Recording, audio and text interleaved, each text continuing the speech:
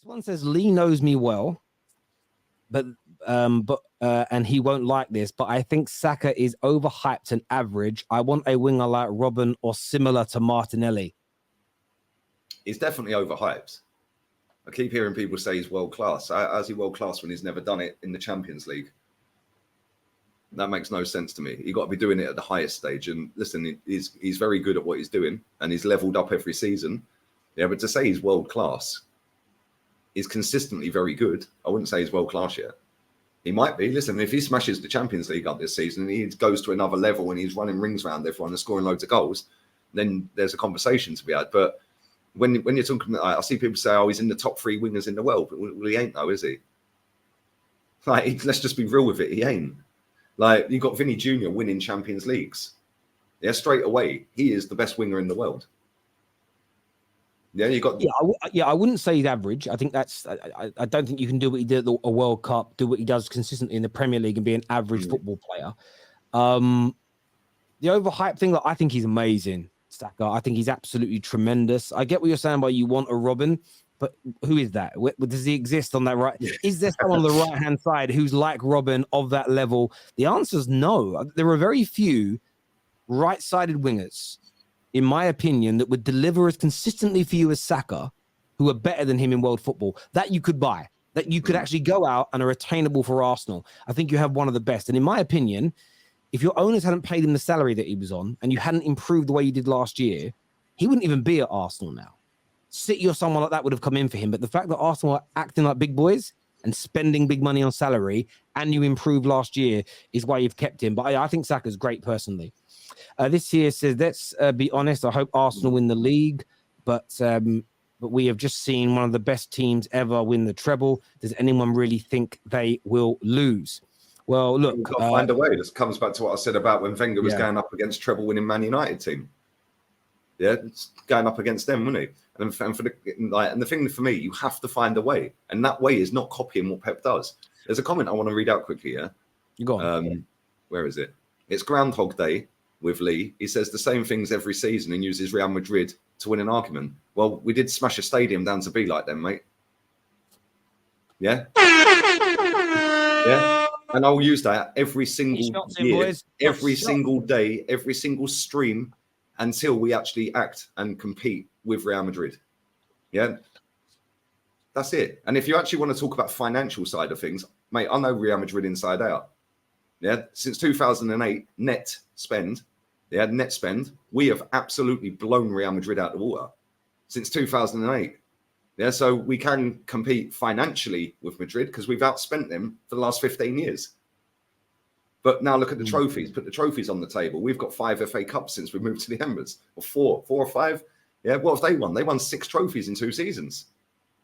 Yeah, so when we actually start doing it, and the reason for that is because their fan base are elite. Ours ain't. Yeah, ours just lower the standards, accept Kai Havertz, accept crap, accept 93% and then bottling it, accepting the manager, accepting this. They've got one of the greatest managers of all time, and they wanted him sacked because he only won the cup. Yeah, I hear you on that. Carl here says that when United won the treble, they dominated for 2 more seasons after winning the Prem in 99, 2000, 2001. City aren't going anywhere. But come on, you Gooners. Yeah, that City are going nowhere. They may be a little they're not. They're worse off, but they're not going. They're still the favourites. Listen, they're not unbeatable. Brentford beat them twice. Yeah, they're literally not unbeatable. And the thing is, you don't even need to. We only play Man City. This winds me up to. We only play Man City 2 games out of 38. Yeah, 2. That's it. Yeah, so go and win the other games. Yeah, it don't matter if you lose to Man City, then does it? I hear you on that. Out of all the top 6 teams, Arsenal have the least amount of injuries. That's why people think they're good. I don't know if that's necessarily true. Declan Rice is injured, apparently. Lee, you're right. Arsenal need a killer up front. Big games need big players. Salah, Kane, Haaland, Mbappe, Lewandowski. Kane is available. Thank you. Somebody that gets it. AFC Singh says, I agree that Kane will complete us, but we have a lot of goals as I expect them to be better with a year's more experience and they know what it feels like, is what's been said here. I do think to a certain degree that's right, but at the same time, I do think Kane completes us, but Can you put it back up? What did you say? I do think Kane completely. You've unstarred it now, haven't you? Yes, I have. I have. That's Sorry. right. I do think Kane completes us, but I'm happy with the amount of goals we score. You've just totally contradicted yourself. So what you're basically saying is, with all due respect, mate, what you're saying is Harry Kane completes us, which means we can win a title, but I'm happy that we're not going to win a title. I mean, come on. I hear you there. Rude Boy says, when was the last time we signed someone that was world class before they got to Arsenal? We've always been a club that makes players world class. Yeah, and that's the problem. We've always been close to being good. Like, you signed even back to in the day. Sol Campbell was definitely world class when we signed him. Yeah, I'd say Mesut Ozil, Real Madrid when we signed him. Yeah, that obviously didn't work out how it should have, but I'd say he was world class at the time. And Alexis Sanchez, maybe. Other than that, we're struggling. Dennis Bergkamp when we signed him, 100%. But Dennis Bergkamp, when you signed him, he would have been. I'm going to throw another one out there. What about Patrick Vieira? No, he wasn't world class when we signed him. No. He was at AC Milan, barely playing, I think. He weren't world class when we signed him. No, Aubameyang's a shout. Abba's a shout. He was world class when we signed him. Yeah, that's a good one. Yeah, look how many players we're going. Look, we're struggling. You know what? I'm dumb. I thought you signed Vieira in 1998. You didn't. It was 1996 you signed him, and I thought, well, if you signed him when he won the World Cup, then sorry, I got my dates wrong there. No, I hear you. This year says, I think Arsenal have had a great window. If they add Raya and Kudus, then they'll win the league. In my opinion, you guys score for fun. Your problems was conceding, not scoring, is what this Liverpool fan says. I just want to say how many goals Man City 88. conceded. No, how many they conceded Man City last season. Let's have a look. They conceded 10 goals less than Arsenal. And scored 6 more. So you need a couple more goals. And again, if you concede, in my opinion, if you concede 10 goals less this season and score in and around the same, I think you can easily break the 90-point barrier. In fact, when you actually deep play that we conceded 10 goals more than them, and 7 of them goals came against them. That's actually mad, isn't it? Yeah, mate. And this is my point. When I watch teams like back in the day when we were going head to head with you lot were going up against Chelsea, or we were going up against Chelsea the season after Invincible and all that, right? When you look at these teams, they were always competitive against the team that had won the league. You were competitive against us and vice versa. Yeah, it was. I know we had games where you spanked us off the park 6 and that. Like, I understand that, yeah. But there was games where we done you quite comfortably. But most of the time, it was head to head. We're the best 2 teams. And those games only really happened when one of us. That only really happened when one of us scored a goal or 2 early, and then the game was out. Like that. That's when that typically happened. Yeah. Thank you for that 100%. Super chat. There's a few more here. First one says Real Madrid play Camavinga as an inverted fullback. Valverde centre back plays right wing. So saying there's versatility at Real Madrid as well. Camavinga's only played inverted left back because Nacho was out injured. I watch every Real Madrid game, mate. Literally every single one. Yeah. He's only played left back because Nacho was out injured towards the end of last season. Whether he continues to play at left back going forward remains to be seen. Maybe he will. Yeah, but I don't think next season, maybe he will this season, but next season, no way is he playing left back because Modric and Kroos will be gone. Yeah, and then they'll have Tchouaméni, Camavinga, and Bellingham in midfield. Not bad, is it? No, it's not bad. We spent nothing for 20 years down to be like them, tell. We spent nothing for 20 years. We were that far behind. I hear you on that. Wage bill speaks. It took us that long to get a team. Lissandro said that Jesus was his toughest opponent. Well, there you go. Maybe that's because he kicked him in the first minute. Real Madrid played Camavinga at left back. Lol is what Studio Hook says here. We can't already address that. Lee, are you elite in the air? No. I would have said that my head's in the clouds half the time. How is the crack in Spain, Lee? Seems strong. Ask your mum. Steve runs here says, what are your predictions for top 4 and relegation as things stand right now, Lee? Man City walk the title again. I'm going to say Man United second. Ooh. Arsenal third. Liverpool fourth. What did he say? Top four. And then relegation, Luton are doomed. Sheffield United to go down. And hopefully Bournemouth or Brighton. One of them two. Hopefully Brighton. Yeah, hopefully Brighton. The fact that they have got that much money based off of winning nothing ever in their history at like elite level. Yeah, I know they've won the championship or whatever, but they've never won a major honour. And the fact that they have got that much money that they can reject 80 million quid for a footballer is a piss take, and that sums up everything wrong with English football. Well, it is. Well, maybe not. What they're saying is you should get paid for your performances. Their performances are literally 120 odd years of no trophies. Like no major honour. But their performances now are good. They ain't won anything. They're getting better. They're getting closer to it.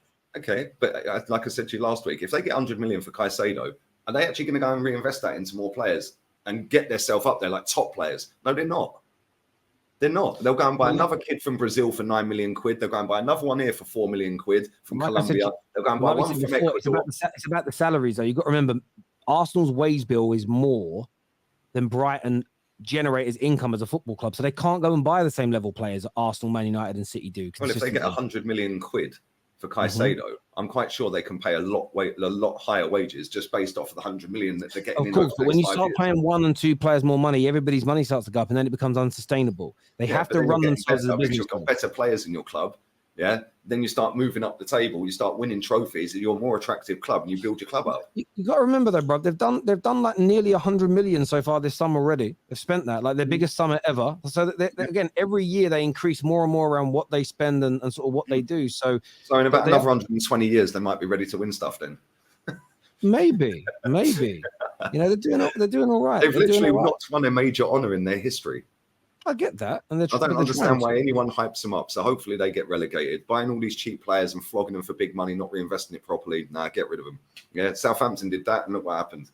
When it all goes south and the deck of cards falls down, you end up getting relegated. Yeah, so in the next couple of years, hopefully they're gone back to where they should be. Sorry if I've upset any Brighton fans. This year says, could a striker take goals away from the rest? Oh, yes and no. It didn't do Man City any problems. When Bruno Fernandes came in, there was a notion that he took goals off other people. He didn't, because we had a 35% increase in goals scored, and a lot of them were by him. With you could make the argument. I mean, it's like anything. It's like say I don't really get the argument per se, because last season City scored in the Prem. City 93. Scored 94 goals as an example. The year before that, they scored 99 goals. So based on that question, City become a worse goal scoring team with Haaland. But it doesn't really matter because they won. They won the league still. And if you go through their top goal scorers last season, Mahrez barely played and scored 15. Yeah, and you have to look at it this way as well. And this is the element of this is an eye test element rather than a stat element. Let's just say you start a game off, and Haaland's on a brace in the first 20 minutes, and then gets a hat trick at the start of the second half. The team starts playing differently, where you might not even go for a fourth goal. You might pass the ball around and reserve energy. Therefore, you might find less players are scoring because there isn't the necessity for everybody to be pushing for goals. You might the year before have the goals more spread out because you don't have a prolific player and you're playing at, and you're playing at a higher intensity for longer. You might be scoring more of your goals late in games where it's 1-0 quite close to the end of the game. Then you get 2 or 3 goals right near the end that kill a game off. You have to assess everything. And I don't necessarily think a prolific number 9 takes goals off everybody else as an example, but yeah, I suppose it can work that way. I mean, but then you look at Liverpool. Liverpool scored 94 goals in 2022 season. They bought 2 number 9s last year and scored 75 goals. So they lost 20 goals off their total after signing number 9s. That's because they weren't as good a football team, partly because of new signings, less cohesion, problems at the back. So I don't know. So you can make the argument that signing number 9s at Liverpool make the team score less goals. But I just think it's also factor in Mane was sold. Yes, exactly. And he's not a number 9. So I look at it very much as you can manipulate certain stats into an argument and try and make someone look bad. And I know that's what a lot of people are saying at Man. Oh, Højlund's just going to take goals of other people. But if that happens, that's a problem. What we should be looking for is Rashford scoring similar, Bruno scoring more, Antony scoring more, Sancho scoring more, and Højlund adding an extra 15 to 20 goals. Then you're near a title race. Because if you had 20 goals, you got to look at, if you had 20 goals onto Man United, then that's easily going to generate 10 plus more points. If, again, those goals are scored in the right games. I don't want more goals in games we're already winning. I want to win them. I want goals in the games that we drew and lost. That's where it's most important to improve your goal scoring, in my personal opinion. But there we go.